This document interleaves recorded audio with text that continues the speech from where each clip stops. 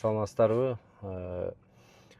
Азыр интернетте Сыргак Кенжебаев деген жарандын президенттин агасы жана анын үй бүлөсү бажы тармагына кийлигишип атат, бажы тармагынан акчаларды чыгарып уурдап атат деген бир жалган билдирүүсү талкууланып атат. Эми азыр жакшы билесиздер, бул бажы тармагы 2020-жылга чейин эң коррупцияга баткан, анан ошол жактан уурдап атат десе эл дароо ишене турган тармак болгон да. Ошол себептен бул модага айланып калган. Азыр президентти каралагысы келгендер ушу бажыдан анын агасы уурдап атыптыр деп бир жоопкерчиликсиз, бир эч кандай фактыга таянбаган ушагын кээ бирөөлөр талкуулап, ушундай болушу мүмкүнбү деген бир шек саноого түртүп койду да. Ошо 2020-жылга чейин бажынын кирешеси бир 20 миллиарддын тегерегинде эле түшөт болчу. Мына 2021-жылы 46 миллиард 900 миллион сом түштү. 2022-жылы 74 миллиард сомго жетти. 2023-жылы 111,5 миллиард сом киреше түшкөн. 2024-жылы 123,1 миллиард сом, өткөн жылы 2025-жылы 157,4 миллиард киреше түшкөн. Мурдагы жылдарга салыштырмалуу бажы тармагынын кирешеси учурда 4,5 эсеге көбөйдү. Мына эгерде уурдалса, тонолсо, мурдагыдай коррупциялык схемалар болсо мындай акча түшмөк эмес да. Азыр сиздерге бажы тармагында кандай реформалар болду? Кантип ушул акчалар 4-5 эсе көп түшүп баштады? Көрсөтүп беребиз. Мына микрофон тагып ал. Бул кырдаалдык борбор мамлекеттик бажы кызматынын. Азыр Тимур бул жакта башкармалыктын башчысы. Ооба, мен долбоорлорду ишке ашыруу жана соода жол жоболорун жөнөкөйлөтүү башкармалыгынын башчысымын. Бажы кызматы бүгүнкү күндө бардык этаптарды толук бойдон санариптештирип, жаланган маалыматтык система аркылуу иштеп калган. Автоунаа болобу, башка транспорттук каражат болобу келгенде бизде өткөрмө жайдан өткөндө ачсаңыз бир Азыр мисалы тор картты ачкылачы мисалы. Тор карттын Тор картты. Ушул мезгилди көрсөтөт, э? Ооба, бул бүгүнкү күндөгү таризделген өткөн учурда, мисалыга бүгүнкү күндө өткөн автоунааларды көрсөк болот. Өткөрмө жайга киргенде сүрөтү системага түшөт. Автоматтык түрдө ал жакта кызматкер аралашпайт. Бул камералар 24кө жетип толук бойдон иштейт. Андан кийин бардык өткөрмө жайдагы жайгашкан биздин органдар өздөрүнүн контролдук иштерин жүргүзүшөт, уруксаттарын беришет. Кийин бажы кызматы, эгерде ал жүк ташуучу унаанын ичинде товар боло турган болсо, декларацияны чыгарып туруп, жана дагы бир айтып кетүүчү нерсе, навигационный пломба деп коебуз. Ошондой пломбаны илип туруп, ички тариздөөчү жайга жөнөтөт. Чек арадан өткөн автоунаа биз бул жактан GPS технология аркылуу кантип Кыргызстандын территориясында өзүнүн маршрутуна келе турганды тууралуу толук бойдон тарыхы чагылдырылат.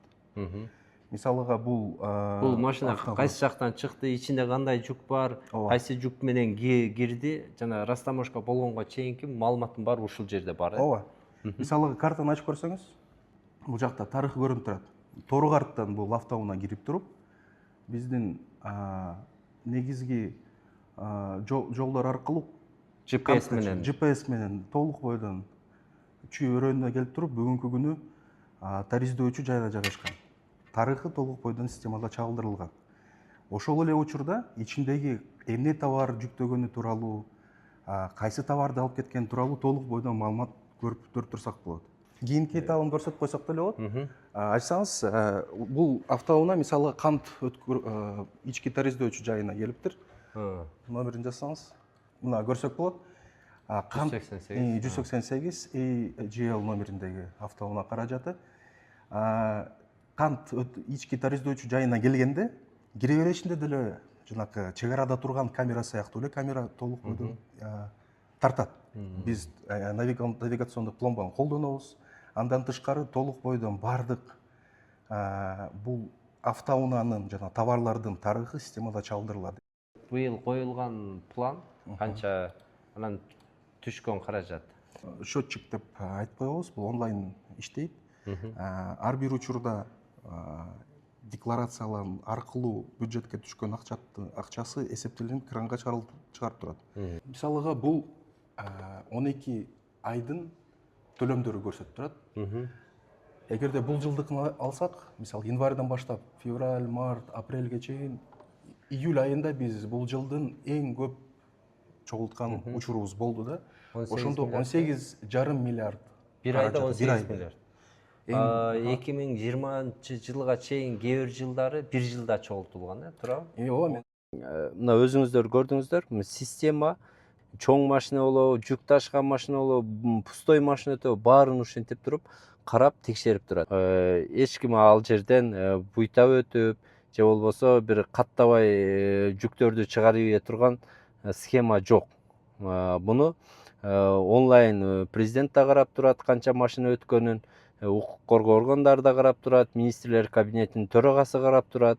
Ынтымак ордодо дагы ушул биз көргөндөй эле кырдаалдык борбор баардык тармакта, курулуштарда, алтын кендерде, ушул бажыда, салыкта баардыгын онлайн карап турат. Азыр эч ким алдай албайт. Ошон үчүн кирешелер көбөйдү.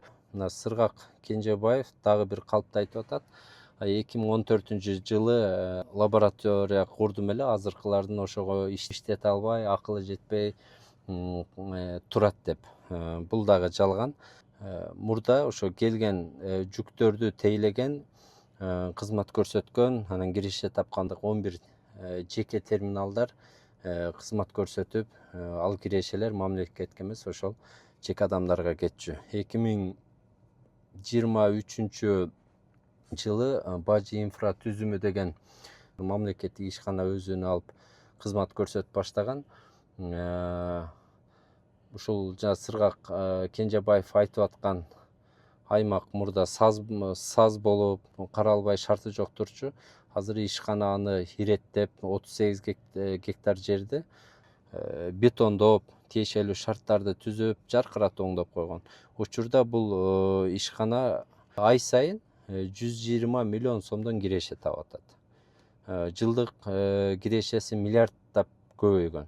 23 жылы моундай кичинекей бир жол бар болчу мояка. Бияк болсо бир 2,5 гектар мындай шагыл түшүп турчу да. Андай деле мында шарт жок болчу. Анан бир бүтпөгөн бир лабораториянын имараты бар болчу. Сыргак айтып аткан. Ошол болуп атат. Анан эми биякта азыр 38 гектар полностью моундай бетондолуп, моундай шарт болуп атат. Ар жагында участник деп коет. Бизнеске да шарт түзүлгөн, брокерлердин өзүнчө болуп турган намазканасы бар, столовый бар. Торгарттан киргенде аяка биз азыр жана электронный навигационный пломба деген бар. Ошол пломба тагылат. Ал бияка келечекте 1 мүнөт дагы токтобой бияка биздин ситуацион центр көрүп турат ошону. Кандай жол менен кетип баратат, канчага машинеси, май куйганы канча болуп атат. Анын келип туруп бияка келет. Пломба ушулбу? Пломба деген могул. Пломба деген бул ачылбайт. Бунун ключу жалгыз гана ошо биздин жана сотрудниктер ачалат. Ачылганда дагы бизге бул интернетке кошулган ситуацион центр көрүнөт. Кайсы сотрудник ачты буну? Буну жолдон бери ачып кайра жаап койсо болбойт. Же болбосо ана мынтип кете берет. Бул минус 40 градуска чейин суукада чыдайт. Плюс 50 ызыкка да чыдайт. Үзүлбөйт. Бул полностью үзүлбөйт. Бул полностью бул жана санариттештирилген, жана АИС деп коет, автоматизированный информационный система. Ошо менен биз көрүп турабыз. Мамлекеттик бажы инфраструктурасы ушундай 5тен көп терминалыбыз бар. Ошто бар, Жалал Абадта бар. Азыр дагы жаңы немелер салынып атат, терминалдар. Мурун мисалы үчүн 23 жылы бизге өткөндө биякта мамлекет өткөнгө бир 10 миллион сомго жакын акча түшчү. Азыр айына 120 миллиондон өйдө акча түшүп атат айына. Биздин мекеменин кирешеси ошо бир эмди жылы буйруса бир 4 миллиардка чыгабыз деп турабыз. Мындай айтканда ошо 23 жылдары өзүнүн айлык налогторун төлөй алчу эмес да. Бул жана ГПТИ деп койчу, жана мамлекеттик ишкана бажы инфраструктурасы деп. Айтып аткан лаборатория, могу лаборатория болчу, могу имарат. Бул мындай бүтүп бүтпөгөн бир имарат болчу. Тиягын неме басып кеткен, жана крышасы аккан бир мындай айтканда эптеген эле бир имарат болчу. Буну биз алып до конца ремонттоп, азыр биякта Северо-Восточный таможнянын немеси отурушат, кызматкерлери. Сөз болуп аткан Сыргак Кенжебаев тууралуу да кызыгып интернеттен маалыматтарды издеп көрдүм. Сиздер да ачып издеп көрсөңүздөр болот. 2019-жылы бир инвесторду алдап $350,000 алып коюп кылмыш козголгон далилдер жүрөт. Негизи эле мына жүрүм туруму, өзүнүн жашоосу бүт эле алдамчылык, мошенничество менен алектенген адам экен. Эми ушул алдамчылык менен жүргөн, туура эмес жолдо жүргөн адам калптарды айтып атат да. Калптарды айтып, сиз менен бизди ишендиргенге аракет кылып атат. Сыргак Кенжебаев менен Сабыр Жапаровдун видеосу, чогуу сүрөттөрү каяктан чыгып калды деген суроо болушу мүмкүн. Мен да кызыгып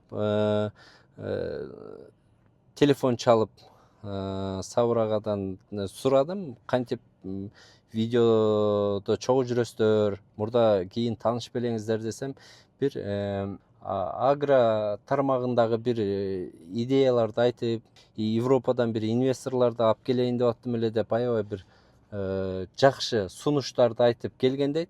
Анан чакырган дейт.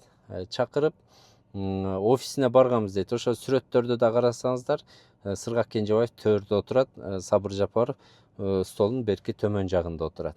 Ошондо тартып алыптыр. Экинчиси ошол агро тармактагы бир долбоорлорун айтып, ушул машинеде чогуу отурдук эле дейт. Эми адам менен адам жолугат, адам менен адам бир машинеге түшөт. Бирок ошодо дагы мындай адамдын мындай ою таза эмес экенин түшүнсөңүздөр болот да. Адам Сабыр Жапаров уктап атса, бул акырын видеого тартып атат. Демек, бул алдын ала эле бир жаман ойлору болгон. Эми бул уктап аткан адамды акырын видеого тартып алуу, бир арам максаттарга колдоном деп алдын ала максат коюу, бул жүрүм туруму жакшы адамдын иши эмес.